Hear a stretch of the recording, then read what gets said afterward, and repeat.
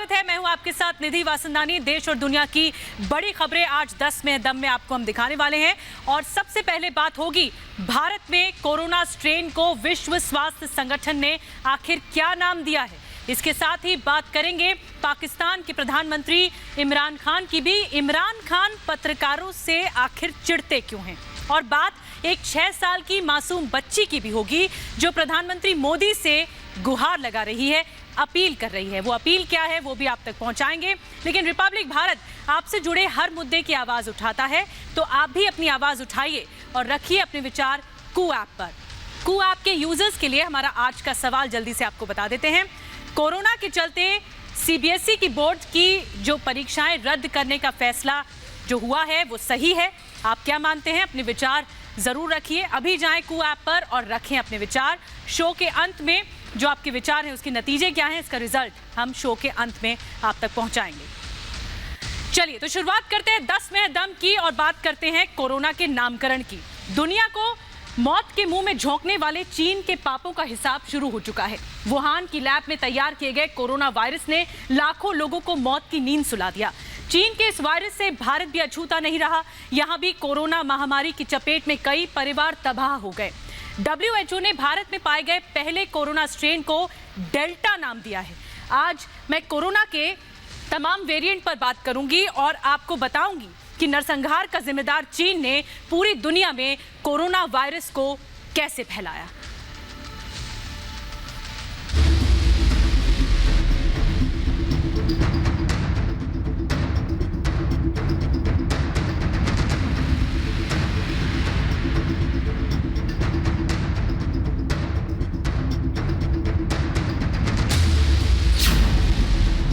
भारत में corona virus ने मचाई तबाही।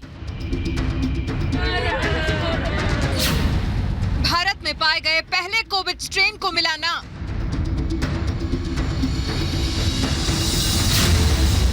वायरस को विश्व स्वास्थ्य संगठन ने नाम दिया डेल्टा।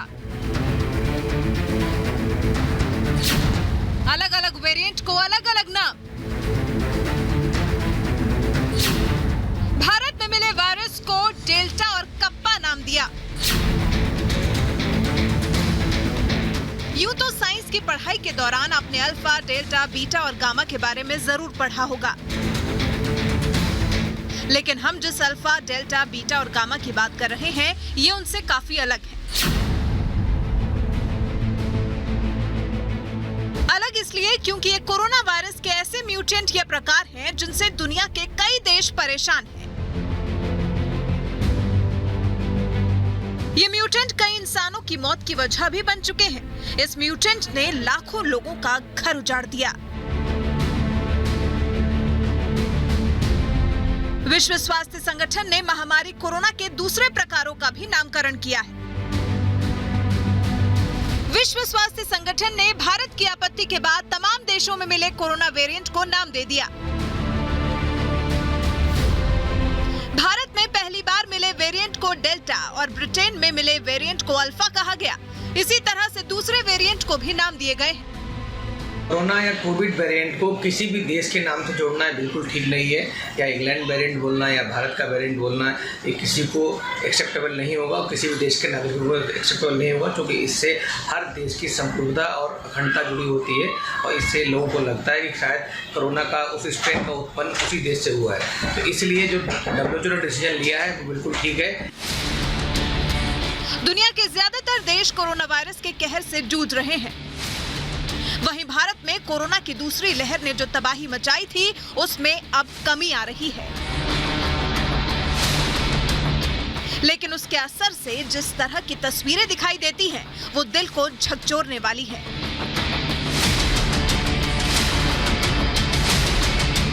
वैज्ञानिकों का कहना है कि कोरोना वायरस चालाक है और वो तेजी से अपने रूप बदलता है। कोरोना वायरस के रूप बदलने की वजह से उसे कई तरह के नाम मिले।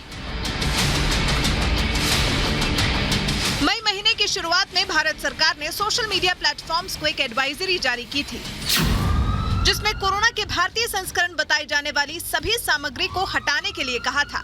विश्व स्वास्थ्य संगठन ने विचार विमर्श के बाद कोरोना वायरस के लेबल का चयन किया। पिछले साल अक्टूबर में भारत में पहली बार पाए जाने वाले स्ट्रेन को डेल्टा का लेबल दिया गया।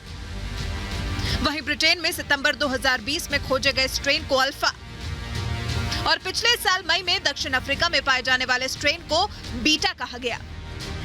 जबकि नवंबर 2020 में सबसे पहले दक्षिण अफ्रीका में पाए वेरिएंट को अब गामा नाम से जाना जाएगा। भारत में पहली बार मिले कोरोना वायरस के वेरिएंट का नाम डेल्टा रखा गया। इतना ही नहीं, भारत में मिले दूसरे वेरिएंट को कप्पा के नाम से जाना जाएगा। विश्व स्वास्थ्य संगठन ने कोरोना के इन दोनों नामों का ऐलान करते हुए कहा कि ग्रीक अक्षरों का उपयोग करते हुए ये नामकरण किया गया।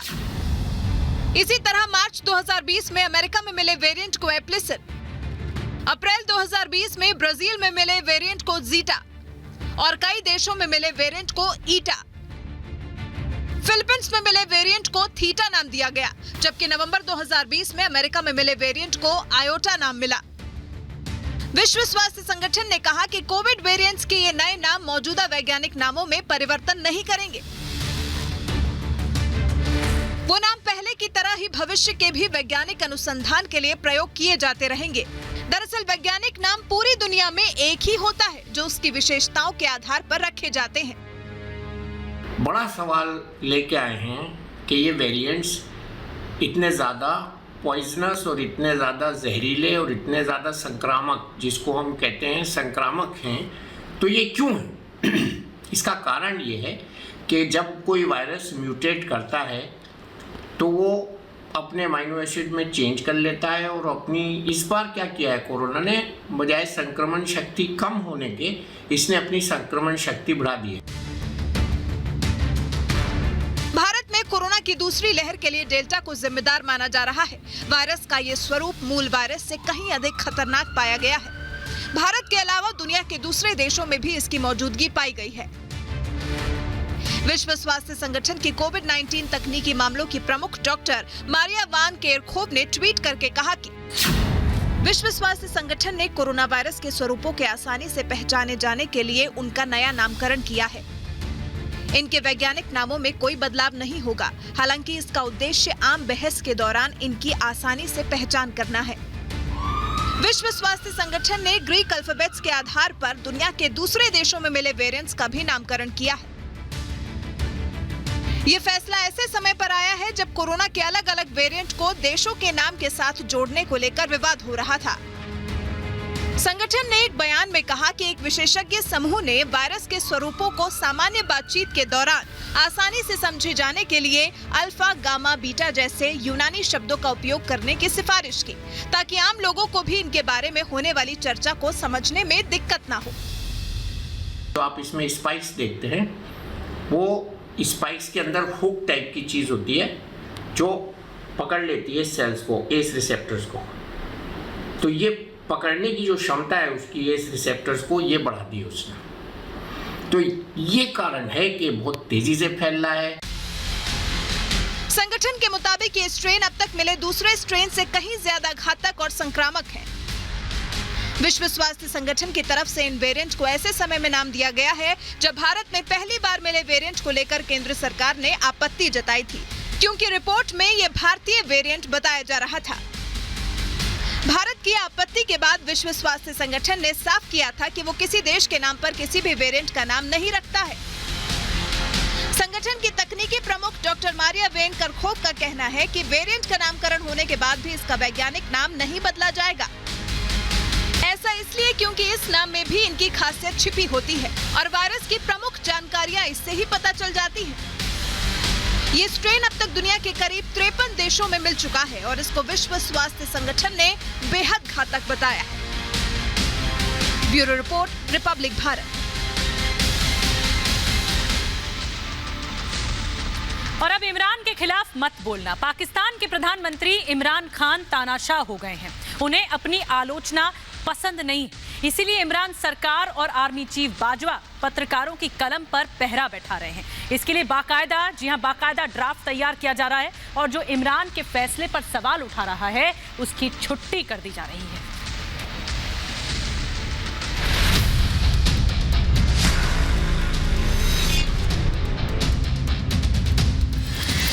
पाकिस्तान में सेना और सरकार के खिलाफ नहीं बोल सकेगा मीडिया। इमरान को आलोचना बर्दाश्त नहीं। पत्रकारों से क्यों चिढ़ती है पाकिस्तानी सेना?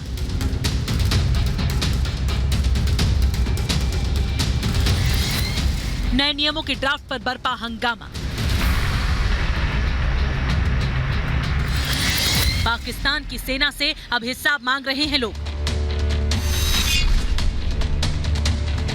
कलम की ताकत जहां कुछ लोगों की नींद उड़ा देती है, वहीं ये ताकत कुछ लोगों को अखरती है, जबकि कुछ लोगों को यह हजम ही नहीं होता कि लोग उन पर सवाल उठाएं। और कुछ को तो ये भी बर्दाश्त नहीं होता कि उनके जुल्मों की कहानियों को सरेआम सबके सामने उछाला जाए।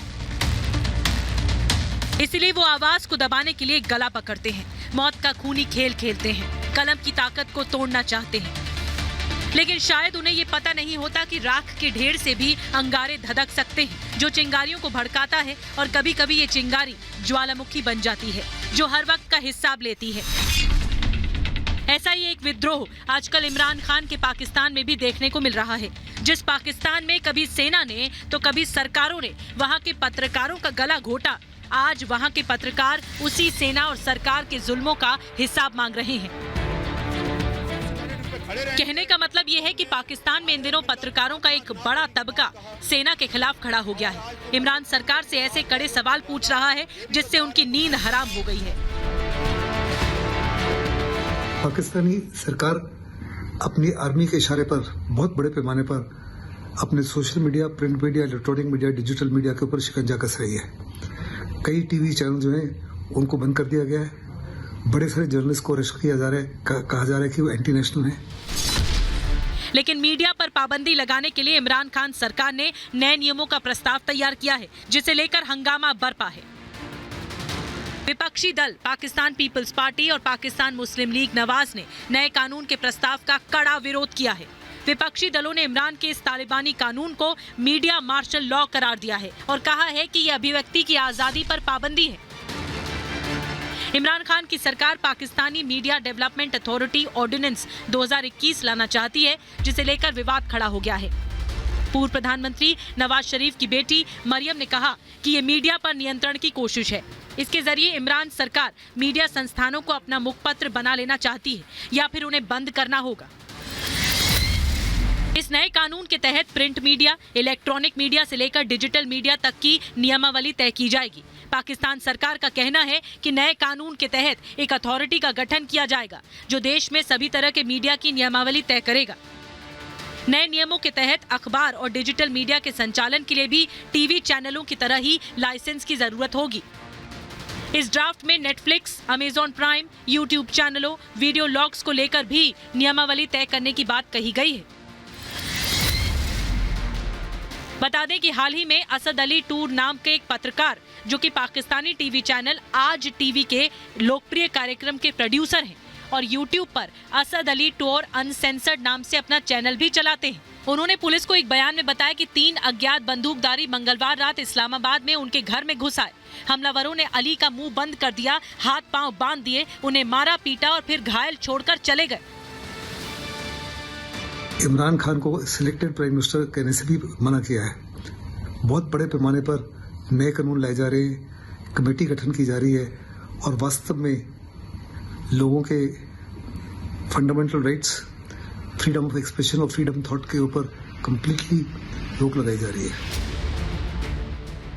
एक आंकड़े के मुताबिक पाकिस्तान में हर साल कम से कम 40 पत्रकार और मीडिया कर्मी अपने काम की वजह से मारे जाते हैं। लेकिन हैरानी की बात यह है कि पाकिस्तान कई बार ऐसे पत्रकारों को भारत का एजेंट तक कह देता है और उन्हें जासूसी के आरोप में सजा देता है। जबकि ताजा मामला यह है कि पाकिस्तान के वरिष्ठ पत्रकार हामिद मीर को सेना और सरकार के खिलाफ आवाज उठाने और सवाल पूछने के कारण न्यूज पढ़ने से रोक दिया गया। पाकिस्तान के जियो न्यूज के लिए काम करने वाले पत्रकार हामिद मीर इन दिनों एक दूसरे पत्रकार की गिरफ्तारी के खिलाफ जमकर आवाज उठा रहे थे और कुछ दिनों पहले उन्होंने एक रैली का भी नेतृत्व किया था, जिसमें उन्होंने इमरान सरकार और सेना के खिलाफ तीखी बयानबाजी की थी। इसीलिए अब इमरान सरकार कलम पर पाबंदी लगाने की तैयारी कर रही है। इमरान खान चाहते हैं कि अब पत्रकार कलम से इजारबंद ही डालें, लेकिन कलम में वो ताकत होती है जो हर ताजो तख्त को जमींदोज कर देती है।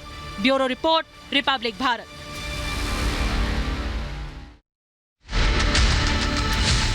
सुनिए मोदी साहब। आइए अब चलते चलते आपको एक वीडियो हम दिखाने जा रहे हैं। एक छोटी सी बच्ची है, 6 साल की है, वो बच्ची अपील कर रही है और अपील भी सीधा प्रधानमंत्री मोदी से कर रही है। मासूम सा ये वीडियो एक 6 साल की बच्ची का सामने आया है जो तेजी से वायरल हो रहा है। प्रधानमंत्री मोदी से अपील कर रही है। वो ऑनलाइन क्लास से इतनी परेशान है जिससे उनका बचपन प्रभावित हो रहा है और मासूम बच्ची चाहती है कि प्रधानमंत्री मोदी उनकी बात सुने और उनकी परेशानियों को दूर करें।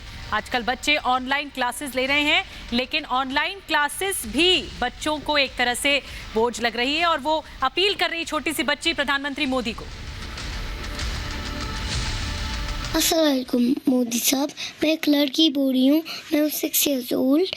मैं आपको जूम क्लास की बड़े और छोटा बोल सकती हूँ। छोटे बच्चे जो होते हैं, जो 6 years old होते हैं, उनको ज़्यादा क्यों रखते हैं काम मैडम और टीचर, नहीं मैडम और सर क्यों रखते हैं? इतना काम होता है बड़ू बच्चों को। मुझे मैं सुबह उठती हूँ 10 बजे, मुझे दो बजे तक होती है क्लास। एक होती है इंग्लिश, उसके बाद मैथ, उसके बाद उर्दू, उसके बाद EVS, उसके बाद कंप्यूटर। इतना ज़्यादा काम रखते हैं बड़ू बच्चों को जो होते 7, 6, 10। छोटे बच्चों को इतना काम क्यों रखते हैं मोदी साहब?